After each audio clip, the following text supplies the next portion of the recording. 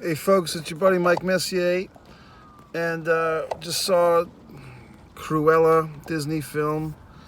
A little hardcore for a Disney film, but I'll give a special shout out to this other YouTube channel that I watch a lot, Yesterworld, I think it's called. It's a kind of a Disney fan site, but it goes into the history of Disney rides that are shut down, or Disney rides that never were to be, never happened, rides that were modified or even moved to Disney, Europe, Japan. So if you do have a morbid interest in Disney, Yesterworld, I'm just being a nice guy and a nice YouTube asshole and just suggesting other fucks. But let's get to Mike's instant movie review of Cruella. First off, I like to see these movies, or any movie, like opening week, opening weekend, maybe right after opening weekend to avoid the crowds and the masses. That hasn't been a big problem recently because so many people have been afraid to go out because of this fucking situation. But lately crowds have been picking up, and I like to avoid the crowds. Now, when this Cruella came out, I think I saw the Quiet Place 2, Part 2, that weekend or something, and I just didn't get around to Cruella. And part of it was I saw the runtime on this thing, 2 hours and 14 minutes. The theaters around here typically give you a solid 20 minutes, believe it or not, of previews and advertisements past your opening start time, which is kind of nice because you have a cushion if you were like me and you're always running late. So I went to see this movie. It's a rainy afternoon. I wanted to see it on the big screen, and luckily at this particular theater, it was playing in the Dolby Cinema, which really is a nice experience. It kind of rivals, if not surpasses, IMAX theaters in my book, to be honest with you. So let's get to the heart of the dragon, the heart of the lion, the heart of this review. Emma Stone as Cruella, or Estella. You know, another one of these movies that has to go a deep dive into the whole duality thing.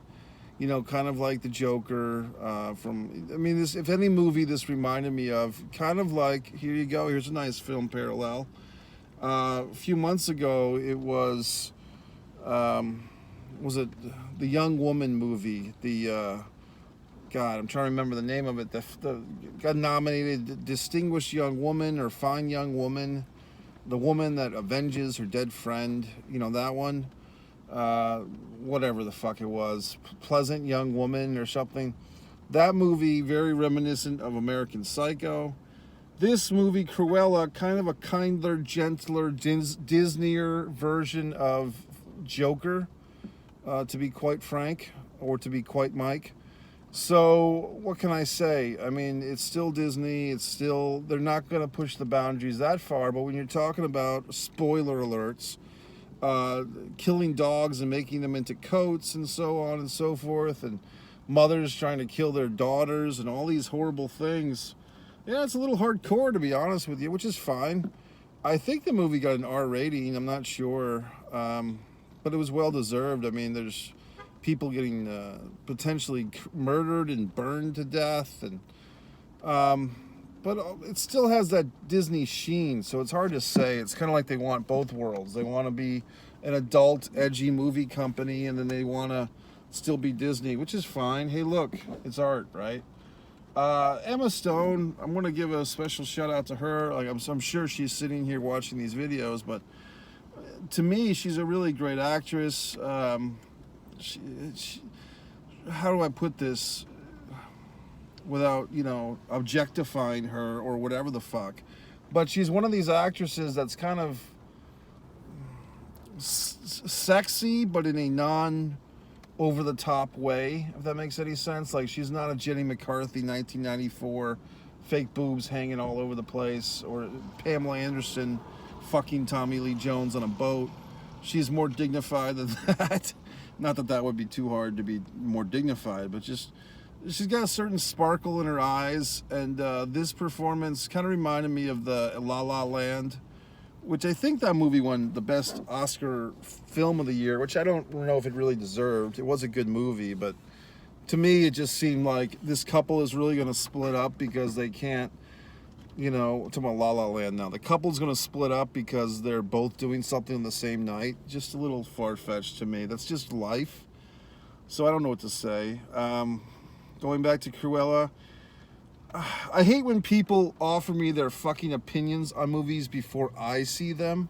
Now, I know some of you might be watching these Mike's Instant Movie Reviews. Maybe before you go to the movie, after you see the movie, in lieu of seeing the movie, you might be deciding if to see the movie if you're watching this review. But I like the movie, but someone had, you know, an elder woman had to fucking chime in, give her little thoughts on the fucking movie before I saw it. She saw the movie and said, "Oh, I saw Cruella." And I said, "Oh, I'm going to go see it. Don't tell me anything." "Oh, well, I didn't really like the movie, but the fashion was great." Okay, why'd you have to tell me that? You know, people always have to chime in and give their fucking opinions on everything. I've had that experience several times in my fucking life. When some asshole fuck says that they saw something, I say, "Don't tell me anything. I want to go see it." And they have to offer their goddamned opinion. One fuck, I was doing dinner theater years ago, and a friend of mine who was in the theater, nice guy, but he's telling me about some boxing match that was a big thing at the time. And he said, "Hey, buddy, I taped it. Don't tell me what happened." And he said, "Okay, I won't tell you what happened, but I just want to say it was a great 12-round fight." Okay, fuckhead. Well, now I know there's not a goddamn knockout, you fuck, before the 12th round. So people are just basically fucking assholes at the end of the fucking day, and at the beginning of the day, and at the end of the night. Pure and simple, people are fucks. And they always have to feel like they've got one up on you, and they always have to feel superior. Now, I guess I'm getting into the mindset of this Cruella character and how she's victimized by her mother who wants to kill her. This is a very, if I had to put a fucking spin on it, this movie is going to appeal to the goth chick, maybe in all of us, or at least into the film audience, like the goth chick, you know, which is a lot, to be honest with you, because most teenage girls, which is probably the target audience for this movie, R-rating or not, it's a teenage girl movie. It's to make them feel a little dark, and you know that Disney kind of has these visions of teenage girls going around with Cruella fucking wigs at Halloween, and they really, you know, they're trying to tap into this anti-Barbie doll, and they'd love for this Cruella thing to be some type of movement or hashtag Cruella, or to have young women going around thinking they're Cruella. You'd love for that to happen. I don't know if that's actually happening, if the movie was that effective, or if young women are that gullible to fall into that mindset. Of course, young women also supported the Kardashians for 15 or 20 years, and Total Bellas, and all types of crap that young women support. Because, to be honest, they're marks just like young men are. Marks for stupid shit. Mark meaning people that buy into crap, and so forth. So, with this, Cruella, I actually did like the movie, believe it or not. I just can kind of pinpoint and see that there are moments where they're trying to tap into a certain, mommy hated me and now I hate mommy mentality. And there was some twists and turns that I didn't see coming. I really didn't see, spoiler, I guess I've already spoiled it, but, you know, the Baroness is Cruella's mother, you know, and just all these fucking things. And, I mean, a lot of this movie is a vamp show. I mean, the woman that gave me her opinion wasn't too far off the mark, because a lot of this is just fashion and, you know, fabulousness for the sake of fucking guy with the blonde hair and that dude. What's that goddamn show? Fucking A. I don't know. Just the show. The family, they're sitting around and they're just talking, and they're in Texas, and they got the grandmother. Well, this movie would be something like that family would all go see together, and then say how fabulous it was, and have like a Cruella party or something. You know, there's another theory I have, which I guess I'll just get into now. When you're talking about things like American Idol and what's the show, the dance show, Dancing with the Stars, this type of culture is appealing to like the theater kid in America, like the inner theater kid of everyone, who is either embraces it or hides it. Or when they do like musicals on TV, like you remember that a couple of years ago, that was the big thing, like, oh, live musical. That's like appealing to the theater kid that was picked on in high school, or maybe wasn't picked on. Who knows? I mean, just, but there's a certain breed of entertainment that fits into, you know, kind of like Mamma Mia, shit like that. It's like it fits into this kind of artsy but not too artsy, you know, fabulous but not too fabulous thing, and people just fucking eat it up like fucking spaghetti. You know, I know a person, he's an older guy, and he's like a tough guy, you know, he does things, hunts and shit, but he's a fucking mark for these shows, these American Idol shows, and fucking gets into it, and it's just like, I don't know what to say. I mean, it's fine. You know what I mean? Of course, I'm doing things that are a lot more interesting and artistic. The goddamn Impeccable tops any of this shit.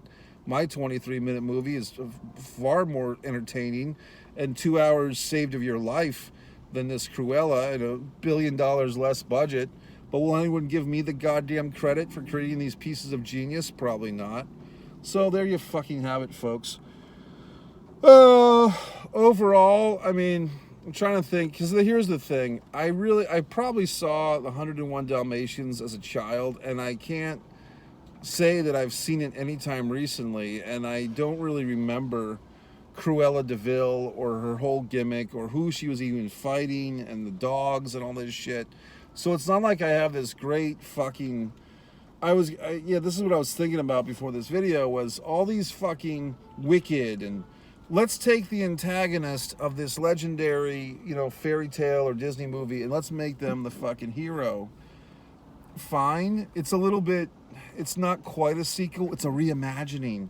But it's all kind of lazy, to be honest with you, because you're basically, why these films do that is because they're trying to squeeze a property for all the juice they can, rather than start from scratch. And it's kind of an insult to us, the ticket-going audience.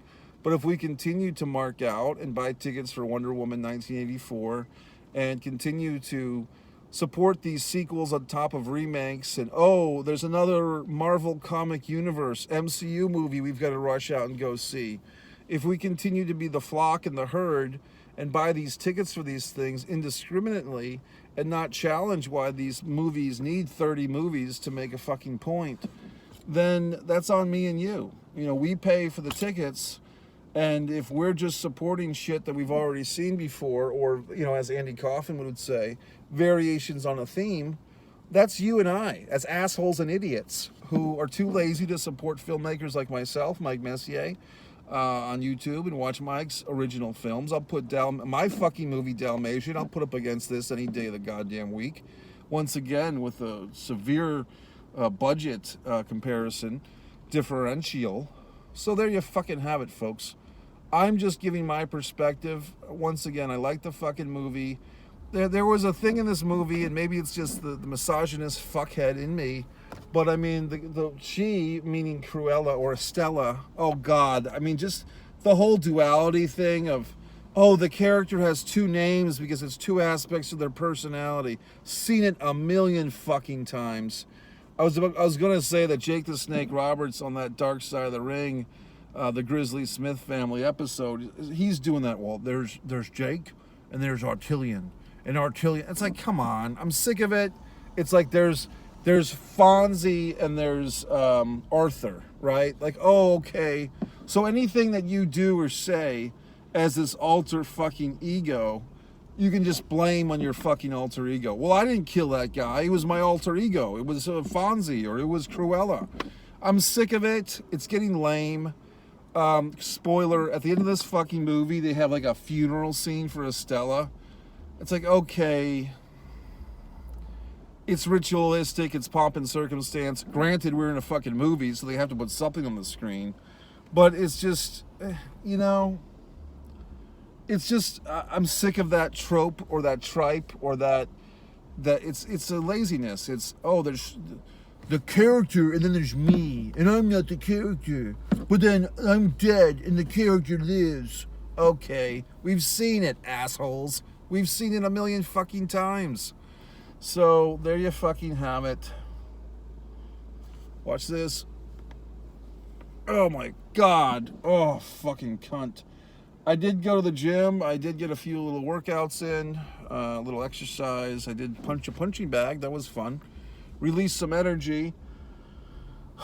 Somewhat, another failure in my life. Been working on this screenplay for a year, and we're supposed to be selling it. And long story short, that's not going to happen because another person says they're going to do something and fails to do it, which is just typical of the entertainment world. Everyone thinks they're going to do something. They waste your fucking time exploring, and then they fail to deliver.